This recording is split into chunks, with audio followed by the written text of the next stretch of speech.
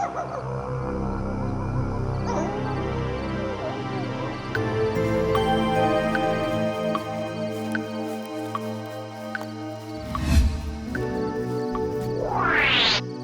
বাবা, এ কে রে? আরে ভয় পাবে না মন্ত্রী মশাই, আমি ভগবান। হ্যাঁ ভগবান, এরকম ভূতের মতন অন্ধকারে কেন? বলো শুনি। আমার একটা কাজ চাই, খুব কাজের দরকার। আমি কাজ পেয়ে আপনাকে পুষিয়ে দেবো। হ্যাঁ কি হিসাবে থাকবে সেটা তো বলো। এই মুহূর্তে তো কোনো পথ ফাঁকা নেই।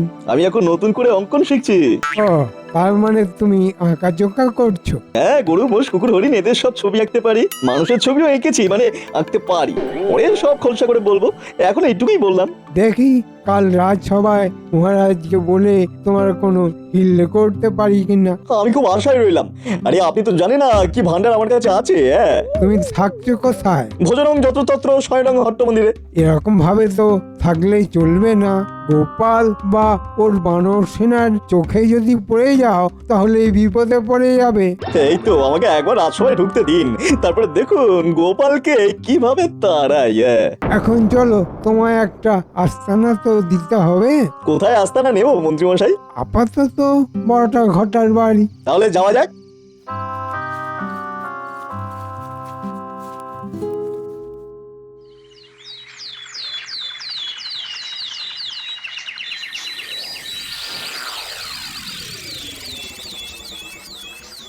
ব্যাপারটা কিভাবে বলবো সেটাই ভাবছি। মহারাজ, আচ্ছা, আপনার কখনো চিত্রকরের হাতে নিজেকে সঁপে দিতে ইচ্ছে করে না? চিত্রকরের হাতে নিজেকে সঁপে দেব কেন? আমি তো প্রজাদের হাতে নিজেকে সঁপে দিয়েছি। আপনার পিতা পিতামহর সবার কিরকম দেওয়ালে ছবি আছে? তারা তো সব মৃত মন্ত্রী। আচ্ছা, তুমি কি বলতে চাইছো আমি তো ঠিক বুঝতে পারছি না। মন্ত্রী মশাই কি মহারাজকে ছবি করে ঝোলাতে চান? গোপাল, তোমার মুখে কিছু আটকায় না দেখছি। কেন কেন কেন তুমি হঠাৎ আমার ছবি নিয়ে পড়লে কেন বলো তো? এক কাজ করো, তুমি বরং নিজের ছবি আঁকা। বেশ ভালো হয় মন্ত্রী মশাই। ওই আপনার বসার ঘরে ছবিটা টাঙিয়ে রাখবেন। তুমি চুপ করো গোপাল, তোমাকে এই বিষয়ে কেউ কোনো কথা বলতে বলেনি। তুমি নিজের চরকায় তেল দাও। আমি তো নিজের চরকাতেই রোজ তেল দিই, তাই চরকাটা বেশ হড়হড় করে চলে। থামো তো গোপাল, আমাকে জানতে দাও, আজ রাজসভা শুরু থেকেই মন্ত্রী এই চিত্রকরকে নিয়ে পড়লো কেন? বলো বলো মন্ত্রী, বলো তো কি ব্যাপার? অভয় দেন তো বলি। আমার কাছে কাল একজন খুব গুণী চিত্রকর এসেছে, তার হাতে আঁকা দেখে আমি তো মুগ্ধ। আচ্ছা মন্ত্রী মশাই ছবি নিয়ে এত করে পড়েছেন কেন? তার মানে কি সর্ষের মধ্যেই ভূত আছে? যা বলবে মাথা উঁচু করে জোর গলায় কথা বলবে। বিড়বিড় করে বলে কি হবে?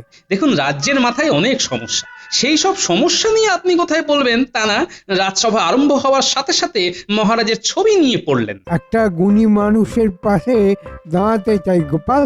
এখানে অনেকজন আছে, তা কেন আছে কেউ জানে না। তাদের কাজ কি সেটাও কেউ জানে না। আগে আপনি কি আমাকে কিছু বলতে চাইছেন? থামো তো তোমরা, কি যে শুরু করেছো না। এই আমাকে শুনতে দাও পুরো বিষয়টা। আমার অপরাধ নেবেন না মহারাজ। হ্যাঁ মন্ত্রী, পুরো বিষয়টা বিশদে বলো। আমাদের সভায় সব ধরনের পেশার লোক আছে, কিন্তু কোনো চিত্রকর নেই। তাই বলছিলাম যদি সবাই একটা চিত্রকর থাকতো। চিত্রকর? কি বলো সবাই? আমি চিত্র বানাই কলমে আর ঘাস শুকোয় সুন্দর মলমে। এটা কিরকম হলো, কলমের সাথে মলম? তা যাকে তা ওই চিত্রকরের হাতের কাজ তুমি দেখেছো? দেখেছি মানে কি অপূর্ব কাজ, ঠিক যেন জীবন্ত। বেশ, তাহলে কাল সবাই নিয়ে এসো, দেখি কেমন আঁকতে পারে সে। ঠিক আছে মহারাজ। ব্যাস, এবার ভগবানকে এখানে কায়দা করে কাজে লাগিয়ে দিতে হবে। তারপর ভগবান আর আমি দুজনের বুদ্ধিতে গোপালকে হাঁটিয়ে কৃষ্ণনগরে রাজত্ব করব। কিছু একটা গোলমাল তো আছেই আছে। ঠিক আছে, দেখি চিত্রকর কে আর তার কেমন হাত। কেমন কেমন লাগছে বিজ্ঞানী, ঠিক তালে। কেন গোলমালটা কোথায় দেখলে? আজ হঠাৎ করে সভার শুরুতে মন্ত্রীমশাই এক চিত্রকরের কথা টানলেন। তুমি সবসময় খুব ভাবো না গোপাল? আমার কাজটাই তো ভাবার। যেখান থেকে তোমাদের ভাবা শেষ, সেখান থেকে আমার ভাবনা শুরু। আমার মতো করে কেউ ভাবে না বিজ্ঞানী, এটাই আমার দুঃখ। দুঃখ করো না গোপাল, একদিন তোমার ঠিক মূল্যায়ন হবে। হ্যাঁ,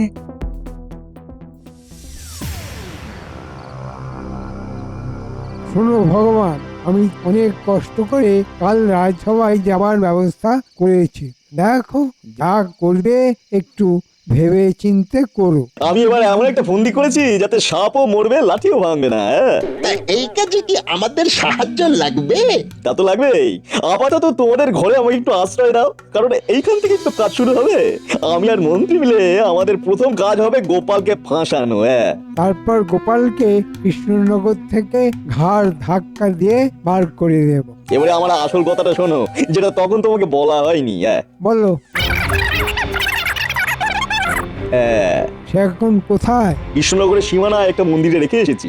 ওকে আজ রাতে এখানে আনতে হবে, তারপর আমাদের কাজ শুরু হবে। হ্যাঁ, তাহলে বটাঘটা তোরা আজ রাতেই লোকটাকে নিয়ে আয়। পুরো বিষয়টা কিন্তু খুব গোপনে রাখতে হবে। ওসব নিয়ে একদম ভাববেন না। কিভাবে সবকিছু গোপন রাখতে হয় তা আমরা জানি। তাহলে এক্ষুনি বেরিয়ে যা ভগবান, আর এই নাও তোমাদের হাত খরচ।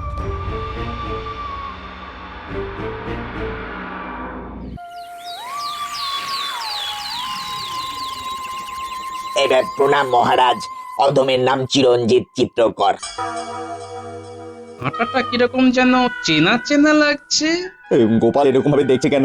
এই আমাকে কি সন্দেহ করছে নাকি? না না না না না। তুমি তো খুব ভালো চিত্রকর শুনেছি, তা দেখি তোমার হাতের কাজ। এই নিন মহারাজ, দেখুন এগুলো আমার আঁকা প্রকৃতির ছবি।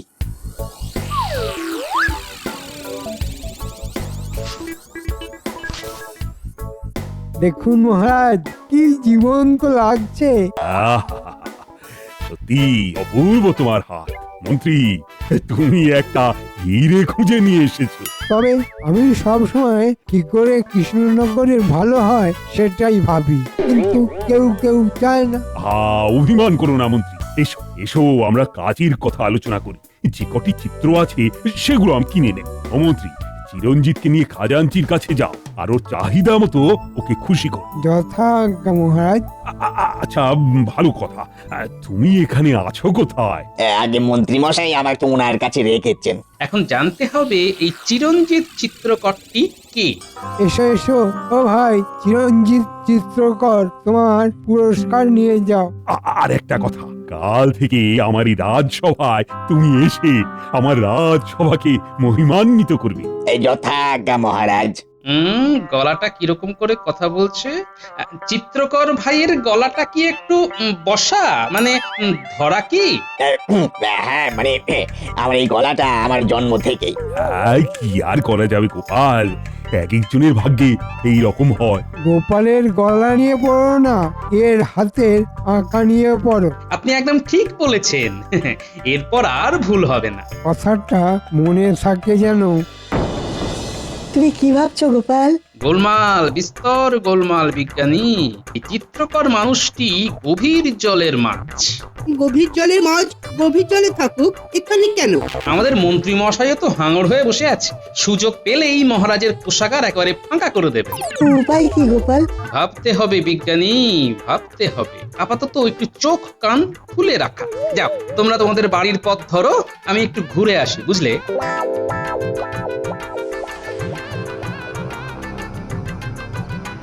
কি ভাই চিরঞ্জিত, এখানে ভালো লাগছে তো? ভালো তো লাগছে, দুমুটো খাবার তো জুটছে, ব্যাস এতেই আমি খুশি। এখানে তোমার বরাত খুলে যাবে, তুমি শুধু এঁকে যাও। হ্যাঁ, ঘটা চিরঞ্জিতের খাবার ঠিকঠাক আসছে তো? একদম নিয়ম করে ঘন্টায় ঘন্টায়। কাল আমি 4টে ছবি এঁকেছি। চলুন মন্ত্রীমশাই, আজ থেকে তো আমি আপনার ঘরে। হ্যাঁ, চলো ভগবান, এবার আমরা আমাদের আস্তানায় ফিরি।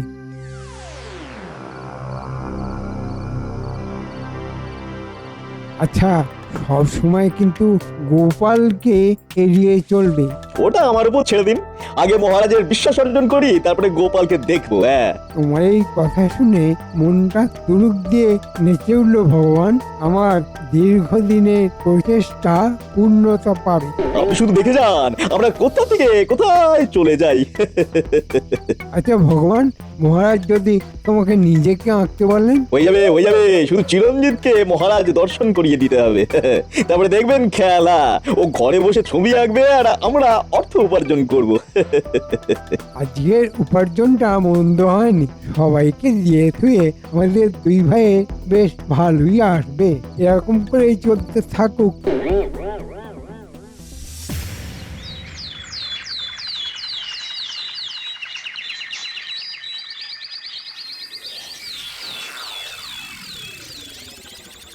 চিরঞ্জিত, দেখাও আজ তোমার সৃষ্টি দেখাও দেখি। আমি নতুন কিছু দেখবো বলে বসে আছি। আজ আমি 4টি চিত্র আপনার জন্য এনেছি মহারাজ, সব ফুলের। আচ্ছা, সব ছবিগুলো তুমি মন্ত্রী মশাইয়ের বাড়িতে বসেই এঁকেছো?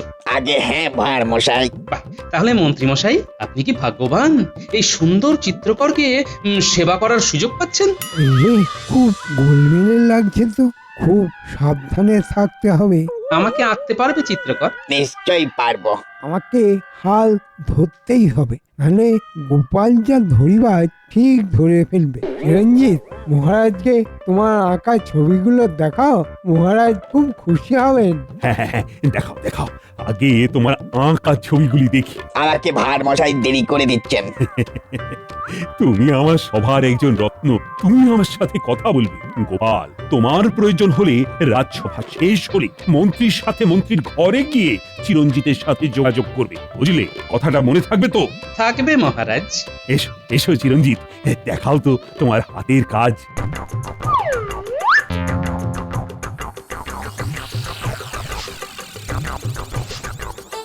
অবাক কবি, অপূর্ব, বিজ্ঞানী, অভাবনীয়। গোপাল, অতুলনীয়। এ আমি কি দেখছি? মহারাজ একেবারে কাত, এবারে গোপাল বধের আয়োজন করতে হবে। হ্যাঁ, এই তো মহারাজ এখন ভগবানের হাতে বন্দি। আমি তোমাকে ছাড়ছি না চিত্রকর। মহারাজ, সত্যি চিরঞ্জিতের হাত কি অসাধারণ। মহারাজ, আপনি সত্যি ভাগ্যবান। মন্ত্রী, যাও যাও, চিরঞ্জিতকে ওর অসাধারণ চিত্রের জন্য ওকে পুরস্কৃত করো। খাজাঞ্চিকে বলো চিরঞ্জিতের হাতে যেন 5 মোহর দেওয়া হয়। 500 থেকে 100 বটা ঘটা, আর ওই চিত্রকরকে দেব, আর 400 থেকে 200 আমার, আর 200 ভগবানের। পুরস্কারের কথা শুনে মন্ত্রীর মুখটা কেমন হাসি হাসি হয়ে উঠলো দেখছি। ঠিক আছে, দেখছি আর কত বাড়তে পারো।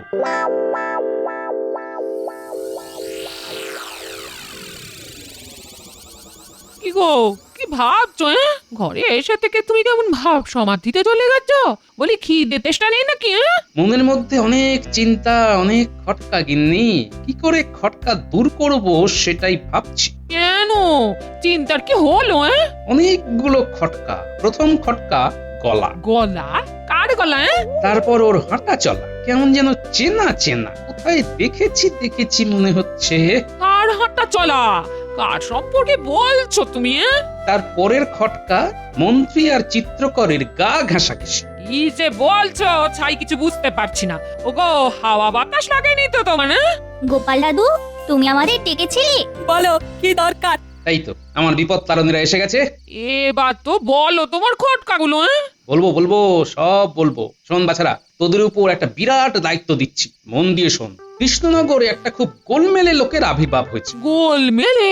সে কি গো? হ্যাঁ গিন্নি, খুব গোলমেলে। সে খুব ভালো আঁকতে পারে, তার গলাটা আবার ধরা। মন্ত্রীর সাথে খুব ভাব।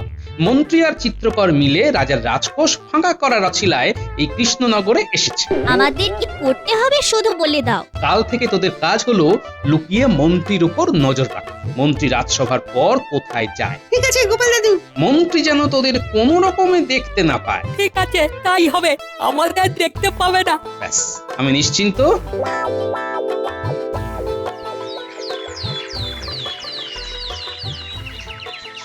মন্ত্রীমশাইয়ের দেরি হচ্ছে। ও আমার বানর সেনা আমাকে ঠিক খবর দেবে। মন্ত্রীমশাই এখনো আসেনি, এবার আসল খেলাটা খেলে নি। মহারাজ, একটা কথা বলবো? হ্যাঁ হ্যাঁ নিশ্চয়ই, বলো বলো। মহারাজ, নবাব বাহাদুরকে একটা চমক দেওয়া যায়। এমন উপহার দেবেন যাতে নবাব বাহাদুর খুব খুশি হবেন। কি বলতে চাইছো? একটু পরিষ্কার করে বলো না। নবাব বাহাদুরকে আমন্ত্রণ জানান, তারপর চিরঞ্জিতকে দিয়ে নবাব বাহাদুরের একটা ছবি আঁকান। নবাব বাহাদুর খুব খুশি হবেন। বাহ বাহ বাহ বাহ, দারুণ বলেছো তো গোপাল। আজ সারাদিনটা তুমি ভালো করে দিলে। উফ, মন্ত্রীটা এখনো চিরঞ্জিতকে নিয়ে আসছে না কেন? ওই আসছে মহারাজ। কি মন্ত্রী, আজ তোমার দেরি হলো যে? যে আমরা একটা বিরাট বিষয় নিয়ে আলোচনা করে একেবারে চূড়ান্ত সিদ্ধান্ত নিয়ে নিয়েছি। তোমাকে বললে তুমিও খুব খুশি হবে। কি বিষয় মহারাজ? আজই নবাব বাহাদুরকে চিঠি লিখে জানাও যে নবাব বাহাদুর যেন অবিলম্বে আমাদের এই কৃষ্ণনগরে পায়ের ধুলো দেন। কি ব্যাপারে মহারাজ? গোপাল একটা দারুণ সুন্দর পরিকল্পনা দিয়েছে। চিরঞ্জিতকে দিয়ে নবাব বাহাদুরের একটা ছবি আঁকিয়ে সেই ছবি নবাব বাহাদুরকে উপহার দেব। হ্যাঁ, ভীষণ ভালো পরিকল্পনা। এতে করে চিরঞ্জিতের নাম হয়ে যাবে। হ্যাঁ। কি চিরঞ্জিত, খুশি নাও? এই রে, এটা তো মহাকেলো হলো। আমি তো ছবি আঁকতে জানি না ছাই। এই মুশকিল হয়েছে, বেবি কি হবে? তুমি তো দেখছি মহা চিন্তায় পড়লে। কি, তুমি খুশি হওনি? এ তো খুব ভালো প্রস্তাব মহারাজ, তবে নবাব বাহাদুরকে এত তাড়াতাড়ি জানিয়ে কি লাভ? আগে চিরঞ্জিত ফুল লতা পাতা থেকে বেরিয়ে মানুষের ছবি আঁকুক। আমরা তো ওর হাতে মানুষের ছবি তো দেখিনি। এটাও তো কথা। কি গো গোপাল, এই সমস্যার সমাধান কি করে করবে? এই সমস্যার সমাধানও আমার কাছে আছে মহারাজ। বলো বলো শুনি। চিরঞ্জিতকে এই রাজপ্রাসাদে আপনার কাছে রাখুন মহারাজ। এতে করে মন্ত্রী মশাইও একটু রেহাই পাবেন। আসলে রাজ অতিথি বলে কথা। না না মহারাজ, আমার মন্ত্রী মশাইয়ের বাড়ি থাকতে ভালোই লাগছে। না না মহারাজ, আমি একটা প্রকৃত শিল্পীকে নিজের কাছে রাখতে পেরে খুবই পুলকিত মহারাজ। করেছো বাবা পেঁচে। এবার সামলাও দেখি। কি করি বলো তো গোপাল? চিরঞ্জিত তো মন্ত্রীর বাড়িতেই থাকবে বলছে। কেউ যদি রাজ অতিথি থাকতে অস্বীকার করে তবে আপনি আর কি করবেন বলুন? যে যেখানে থাকতে চায় থাকুক। কিন্তু তাহলে নবাব বাহাদুরের ছবি আঁকা কি হবে? সেটাও হবে, এত তাড়ার কি আছে? নবাব বাহাদুরও আছেন আর আমাদের চিরঞ্জিত চিত্রকরও আছে। যে কোনো শুভ দিন দেখে আমন্ত্রণ জানিয়ে দেবেন। বেশ বেশ, ঠিক আছে। সকালের ঘটনাটা গোপাল দাদুকে না জানাতে পারলে পেটের ভেতরটা কেমন কেমন করছে। তো গোপাল দাদু আসছে। গোপাল দাদু এইদিকে তাড়াতাড়ি আসো। তোমার জন্য অনেক খবর নিয়ে বসে আছি। বল বল, আমি জানি আজ তোদের কাছে অনেক গল্প শুনবো। বল বল বল। কুটি, তুই বল, তুই খুব ভালো করে গুছিয়ে কথা বলতে পারিস। গোপাল দাদু, তোমার কথা মতো আমরা সকালে মন্ত্রীমশাইয়ের বাড়ির কিছু দূরে লুকিয়েছিলাম। বেশ খানিকক্ষণ পর দেখি মন্ত্রীমশাই আর একটা লম্বা মানুষ ঘর থেকে বেরিয়ে যাচ্ছে জঙ্গলের রাস্তার দিকে। আর আমরাও কিছু নি। এই রাস্তাটা তো ওই গোটা ঘটার বাড়ি যাওয়ার সহজ রাস্তা। ঠিক বলেছিস, ওই তো ওরা দুজন বটা ঘটার বাড়ির দিকেই যাচ্ছে। ওরা বটা ঘটার বাড়ি গেল, তার মানে আমরা খটকার খুব কাছে। তারপর বল। তারপর আমরা বটা ঘটার বাড়ির জানলা দিয়ে ভেতরে তাকাই, দেখি। কি দেখলি? কি চিরঞ্জিত, কেমন লাগছে? বটাঘরটা তোমাকে ঠিকঠাক যত্ন করছে তো? করছে মন্ত্রী মশাই, আমার আর কি প্রয়োজন? দুবেলা দুমুঠো খেতে পেলেই হলো। আরে, এ তো দিনে দুপুরে চুরি। ছি ছি ছি ছি, একজন কাজ করছে আর বাকি সবাই তাকে ঠকাচ্ছে। না না না না না, এ আমার সহ্য হবে না। তোরা বাড়ি যা। প্রণাম মহারাজ। গোপাল দাদা আপনার সাথে দেখা করতে এসেছেন মহারাজ। এত রাত্রে গোপাল? কিছু নিশ্চয়ই ব্যাপার ঘটেছে, গোপালকে আসতে দিন। এত রাতে বিরক্ত করার জন্য ক্ষমা চাইছি মহারাজ। না না না না, তুমি বলো বলো বলো, কি সমস্যা? মহারাজ, আপনার বিশ্বাস আর সরলতা নিয়ে খেলা করছেন আমাদের মন্ত্রী মশাই আর ভগবান। ভগবান? ভগবান এখানে কোত্থেকে এলো? চিরঞ্জিত চিত্রকরের ছদ্মবেশ নিয়ে আপনার থেকে যে মোহন নিয়ে যাচ্ছে সেই হলো ভগবান। আর যে অক্লান্ত পরিশ্রম করে যে ছবিগুলো আঁকছে সে আসল চিরঞ্জিত বটা ঘটার বাড়িতে অত্যন্ত অবহেলায় তার শিল্প বিক্রি করছে শুধু এক মুঠো খাবারের জন্য। মহারাজ মহারাজ, আমি এই ঘটনা সহ্য করতে পারছি না, আপনি এক্ষুনি ব্যবস্থা নিন। আপনি কিছু লেঠেল পাঠিয়ে বটা ঘটা সহ সবাইকে গ্রেপ্তার করুন মহারাজ। বটা ঘটার বাড়ির কাছে গিয়ে লেঠেলদের একটু অপেক্ষা করতে বলবেন। মন্ত্রী মশাই আর ভগবান চলে গেলে ওদের ধরতে হবে। এই বলেছ গোপাল, তোমার কথা বিশ্বাস না করাটা আমার কাল। না না না, আমি এক্ষুনি লেঠেল পাঠাচ্ছি আর প্রকৃত চিত্রকরকে রাজ অতিথিশালায় রাখবারও ব্যবস্থা করছি। তুমি আমার চোখ খুলে দিলে গোপাল। গোপালের বুদ্ধি, বুদ্ধিতেই সিদ্ধি।